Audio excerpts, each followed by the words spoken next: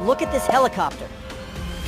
Showing insane moves as if we were playing GTA. It narrowly skims over the top of the car. With people hanging on it, it swings them around and even goes past the back of the cars.